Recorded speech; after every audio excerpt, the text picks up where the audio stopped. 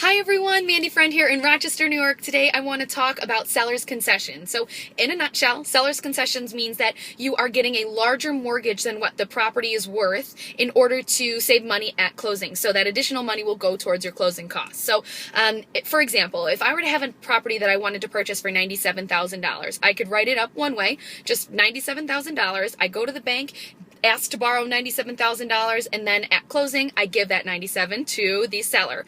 Or I can write it up for $100,000 with 3% or $3,000 to go towards seller's concessions. So in that case, I go to the bank, ask for $100,000 to borrow, and then give that $100,000 to the sellers at closing, and then they give that $3,000 back in sort of a cash form. It's not like there's cash and checks flying back and forth at the closing table. It's all a debit and credit system. But what you're doing is you are paying every month. So every $1,000 you increase your mortgage, you're increasing your monthly payment by like $550, something around there. So people see more value in $1,000 immediately as opposed to increasing your mortgage that small amount. So that is definitely the way that is normally, if you're a buyer and you don't have as much cash to bring to closing, you can write up the offer. Now, from a seller's perspective, the net is what is important. It doesn't mean that the buyer's not qualified. Sometimes I have $300,000 buyers that want to use seller's concessions, but it just means that they want to have that cash at closing, or they don't want to have to bring that cash to closing, and they want to use it in different ways. If you're a buyer,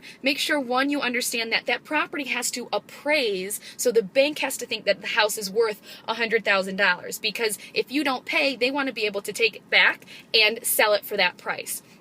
Two, you need to understand as well that if you're buying a property that's worth $97,000 and you now have a mortgage for $100,000, understanding your down payment and all of that. But at the end of the day, if you were to sell the next year, you'd be upside down in your mortgage. So be smart about paying off your mortgage in a timely fashion, or two, just making the smart updates and improvements so that you are more of at a balanced place. So that's the big deal with seller's concessions. Every deal, every buyer, every seller is totally a unique situation. So talk with your realtor and make sure you're educated about if it's the right move for you. And if you have any questions, comments, or anything you'd like me to speak to in future blogs, you can message me at mandyfriend@kw.com. Thanks for listening.